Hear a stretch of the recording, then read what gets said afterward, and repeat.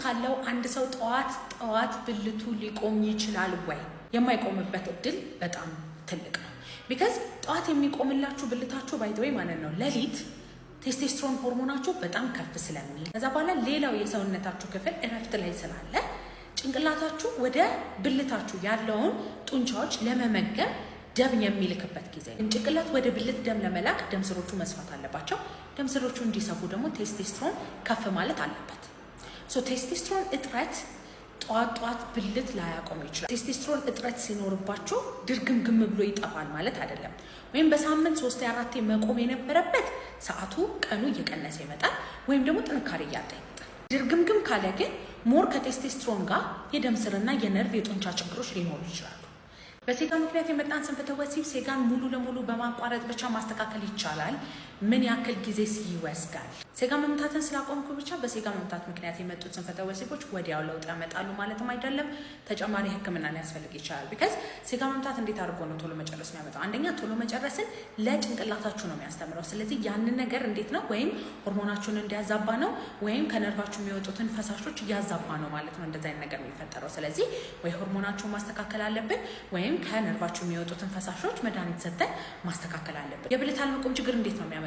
ብልት አካባቢ ያሉትን ነርቮች፣ ጡንቻዎች በመግደል ከዛ በኋላ ዘር ፈሳሽ በፈሰሰ ቁጥር የሚዛቡ ብልት የሚያልፈሰፍሱ ሆርሞኖች ተደጋጋሚ ሲለቀቁ ነው። የሆርሞን መዛባት ካለብን ሴጋ መምታቱን ማቆም ብቻ አይደለም፣ ለሆርሞኑ ሕክምና ለጡንቻዎች ሕክምና መውሰድ አለብህ ማለት ነው። በሴጋ ምክንያት የመጣ ስንፈተ ወሲብን ለማስተካከል መጀመሪያ ሴጋ መምታቱን ማቆም ነው። ግን ተጨማሪ ሕክምናዎች ደግሞ ካስፈለጉ ቼክ ተደርገን እንዳግባብነቱ ሕክምና ልንሰጥ እንችላለን። እኔ ሳምንቱን ሙሉ ሴክስ አደርጋለሁ ችግር አለው እንዴ? አዎ አለው፣ በጣም ችግር አለው። አንድ ወንድ በሳምንት 7 ቀን ግንኙነት ለማድረግ አልተሰራም። የዘር ፈሳሽ ማለት ነው በ48 ሰዓት ውስጥ ነው እንደገና ተመርተው የሚስተካከሉት። ስለዚህ በየቀኑ የምታፈስ ከሆነ የዘር ፈሳሽ ኳሊቲ ይቀንሳል አንደኛ። ሁለተኛ ደግሞ ከጨረስክ በኋላ የሚለቀቁት ሆርሞኖች ብልት የሚያልፈሰፍሱ፣ ፍላጎት የሚቀንሱ፣ ለሁለተኛ ዙር ዝግጁነትህን እየቀነሱ የሚመጡ ሆርሞኖች ናቸው። እነሱ ሆርሞኖች በየቀኑ እየተለቀቁ ከተቀመጡ ደም ላይ ከፍ ብለው ነው የሚቀሩት። ስለዚህ የቴስቴስትሮን ተቃራኒ ስለሆኑ ብልትህ አይቆምም፣ ፍላጎት ያንሳል፣ ለሁለተኛ ዙር ዝግጁ የምትሆንበት ነገር እየቀነሰ ይመጣል። ስለዚህ አንድ ወንድ በሳምንት 2-3 ግንኙነት ቢያደርግ በቂ ነው። አንዳንድ ወንዶች ደግሞ ጭራሽ ለሳምንት 2-3 ዝግጁ ማይሆኑ ፍላጎት የሌላቸው እንኳን ቀን በቀን ግንኙነት ሊያደርጉ ማለት ነው በሳምንት 2 ድንግጥ የሚሉ ሰዎች ወይም የማይመቻቸው ሰዎች አሉ። እነሱ የፍላጎት ማነስ፣ የብልት አለመቆም ችግር፣ ዝግጁነት ማጣት፣ ብዙ አይነት ነገሮች ሊኖርባቸው ይችላል። መታችሁ ሆርሞናችሁን ያላችሁን ነገር በሙሉ ቼክ አድርገን እንደ አግባብነቱ ሕክምና ልንሰጥ። ሆርሞን ምንድን ነው ዶክተር? ሆርሞን ማለት ሰውነታችሁ ውስጥ ደማችሁ ውስጥ የሚለቀቅ ፈሳሾች ናቸው። እነዚህ ፈሳሾች የሚመረቱት በጭንቅላት ትዕዛዝ ከተለያዩ የሰውነታችሁ ክፍል ነው። ቴስቴስትሮን የሚባለው ሆርሞን ግንኙነት ፍላጎት እንዲኖራችሁ፣ ብልታችሁ እንዲቆም እስክትደርሱ ድረስ ጠንካራ ሆኖ እንዲቀጥል ወንድን ወንድ የሚያደርገው ሆርሞኖች ናቸው። ይህንን ሆርሞን እንዲመረት ደግሞ ከጭንቅላት ኤፍኤስኤች እና ኤልኤች የሚባል ሆርሞኖች ይለቀቃሉ። እነዚህ ሲለቀቁ ወደ ፍሬዎቻችሁ ይሄዱና ቴስቴስትሮን እንዲመረት ጭንቅላት ትዕዛዝ እየሰጠ እንደሆነ ምልክት ይሰጣሉ። ፕሮላክቲን እና ኦክሲቶሲን የሚባሉ ሆርሞኖች ደግሞ አሉ። እነሱ የዘር ፈሳሽ ልክ እንደጨረሳችሁ የሚለቀቁ ሆርሞኖች ናቸው። እነሱ ከጭንቅላት የሚለቀቁ ሆርሞኖች ናቸው እና የቴስቴስትሮን ተቃራኒ ሆርሞኖች ናቸው። ስለዚህ ልክ እንደጨረሳችሁ ብልታችሁ እንዲልፈሰፈስ፣ የረካችሁ እንዲመስላችሁ፣ የግንኙነት ፍላጎታችሁ ከመጀመሪያ ዙር በኋላ እንዲወርድ የሚያደርግ ነው ማለት ነው። ከዛ በኋላ ሁሉን ነገር ኮንትሮል የሚያደርግ የእንቅርት ሆርሞን አለ። ይህ ከእንቅርታችሁ የሚመረት ሆርሞን ነው እና የሰውነታችሁን አጠቃላይ ፍጥነት ዲተርማይን የሚያደርግ ነው። ስለዚህ ሲያንስ የብልት አለመቆም ችግር ሊፈጥር ይችላል። በጣም ከፍ ካለ ደግሞ የቶሎ መጨረስ ችግር ሊፈጥር ይችላል። ፕሮላክቲኖች በጣም ዝቅ ካሉ የቶሎ መጨረስ ችግር ሊፈጥሩ ይችላሉ። በጣም ከፍ ካሉ ደግሞ የብልት አለመቆም ችግር ሊፈጥሩ ይችላሉ። ቴስቴስትሮን በጣም ዝቅ ካለ የብልት አለመቆም ችግር ሊፈጥር ይችላል። በጣም ከፍ ካለ ደግሞ የቶሎ መጨረስ ችግር ሊፈጥር ይችላል። ስለዚህ ስንፈተ ወሲብ ለመታከም ሆርሞኖቻችሁን በሙሉ ቼክ ተደርጎ ከዛ በኋላ ያሉትን ችግር አንድ በአንድ ነው የሚስተካከለው ማለት ነው። ባለቤቴን በእጅ መጨረስ የለብሽም ብዬ ብመክራት ራሱ እምቢ አለችኝ። አንድች ሴት በእጅ የምትጨርሰው መርጣ አይደለም። አይ ዛሬ በእጅ ነው የምጨርሰው ነገ በብልት ነው የምጨርሰው ምትል ሴት የለችም። 86% የሚሆኑት ሴቶች በእጅ ነው የሚጨርሱት። ክሊቶራል ስቲሙሌሽን በምንለው ነው የሚጨርሱት። ብታማክራት፣ ብትቆጣት፣ ብትመክራት ምንም ነገር ብታደርጋት ይሄንን ኔቸሯን ይሄንን ተፈጥሯን ልቀይረው አትችልም። በእጅ ግንኙነት እንዳታደርግ መምከር አይደለም። አንተ የእጅ ግንኙነቶችን እንዴት አድርገህ ነው መለማመድ ያለብህ የሚባለውን ነገር ነው ማወቅ ያለብህ። በእጅ መጨረስ ከሆነ በእጅ መጨረስ አለባት። ብልት ማስገባት ካለብህ ብልት ማስገባት አለብህ። አብዛኞቹ ወዲያውኑ ብልት ማስገባት የሚፈልጉት ወንዶች ወይ እሷን ለማስጨረስ በሚሞክሩበት ቅድመ መጨዋታ ጊዜ ይፈስባቸዋል፣ ወይም ደግሞ ብልታቸው መሀል ላይ ይፈሰፈሳል። ለዛ ነው ቶሎ ገብተን እንጨርስ የሚሉት።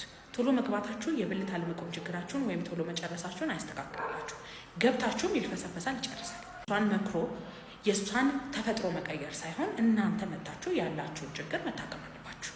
ብልታችሁ ሹክ ብሎ ነው አልቆምም ማለት የሚጀምረው። ምክንያቱም አብዛኞቹ ሰዎች የብልት አለመቆም ችግር መጀመሪያ ሲጀምር ምልክቶቹን ስለማያውቋቸው መጀመሪያ ፍላጎታችሁ እያነሰ ይመጣል።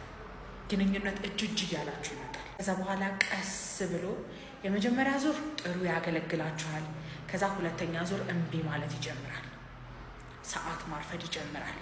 ታገሉኝ፣ በጣም ብዙ ነገር ያስፈልገኛል ለመቆም ማለት ይጀምራል። ከዛ በኋላ የመጀመሪያ ዙርም ወይ ጠንካሬ ሳይኖረው መቆም ይጀምራል፣ ወይም ደግሞ ልክ ቆመ ምናምን ብላችሁ ልገቡ ስትሉ ውርድ ይላል፣ ይልፈሰፈሳል። ጧት ላይ ደግሞ መጀመሪያ በሳምንት 3-4 ጠንክር ብሎ ይቆም ነበር። ከዛ በኋላ ጠንካሬ እያጣ ይመጣል። ከዛ በኋላ በሳምንት 1 ቀን፣ በ2 ሳምንት 1 ቀን እያለ የሚቆምበት ሰዓት እየቀነሰ ይመጣል። ከዛ በኋላ ድርግምግም ብሎ ይላል።